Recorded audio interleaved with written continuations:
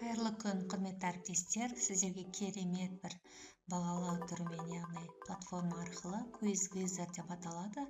Осы жерде сабақтың соңында бекітуге арналған мысалы тест тапсырмасын құрастырып, сол жерде бағалауға ұсынуға болады.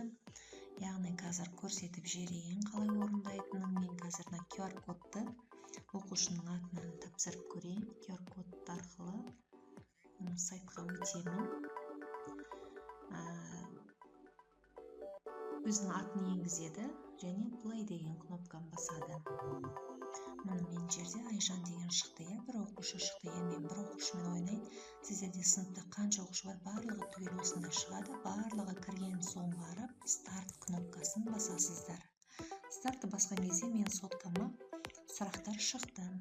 QR кодты алып тастайын, настройкаға кіріп, біріншісін, екіншісін алып тастайын және музыканы алып тастайын.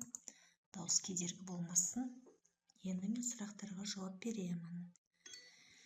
Сұрақтарға жауап берген сай қараңыздар, мен бірінші деңгейде тұр едім ғой, екіге көтерілдім. Осылай оқушылар сұрақтарға дұрыс жауап берген сайын, яғни таудың биік шыңына шығады ғой.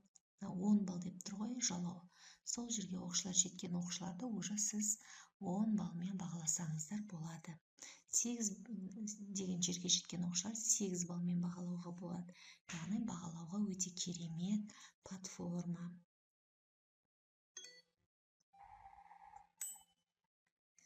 Қазір мен сұрақтарға жауап беріп жатырмын.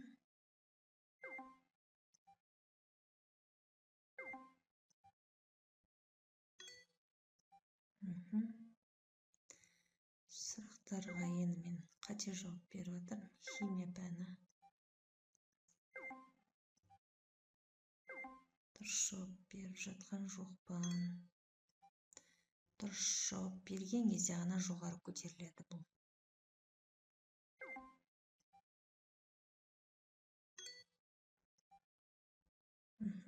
Түсіндіңіздер, осылай. Енді барлығын орындамай-ақ қояйын. Дұрыс жауап берген кезде ғана жоғары көтеріледі. Яғни қай оқушы бәрін бірден жауап берсе, мына 10-ға шығады ғой, биік білімнің шыңына шығады. Сол арқылы оқушыларды сабақтың соңында бағалайсыздар. Мына жерде жазылып тұрады, мысалы, Әсем, Айгүл, Нұргүлдер мына 4-те қалып қалуы мүмкін, біреу 9-ға шығып кетуі мүмкін.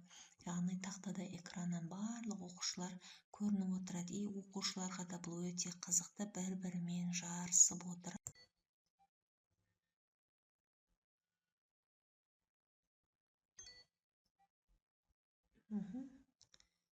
Соңғы сұрақ қалды.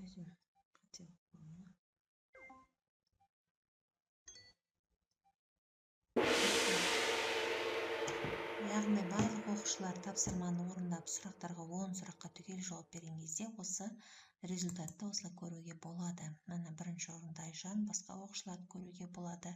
Енді біз таблицасын алу үшін мына жерде жасыл кнопка table деп тұр ғой, view. Осыны бассақ, мына қайсы қаншасыны қате, мен оқымай былай белгіледім, көрдіңіздер ме? Мысалы 4 сұрақ, 6 сұраққа қате жауап берген. Осылай барлық оқушылардың тізімдері қанша сұрақты қате жауап берген бәрін көруге болады. Мынау экспорт дегенді бассаңыздар, өздеріңізге шығарып алып журналға қойғанға ыңғайлы болады. Яғни бағалауға өте керемет әдіс.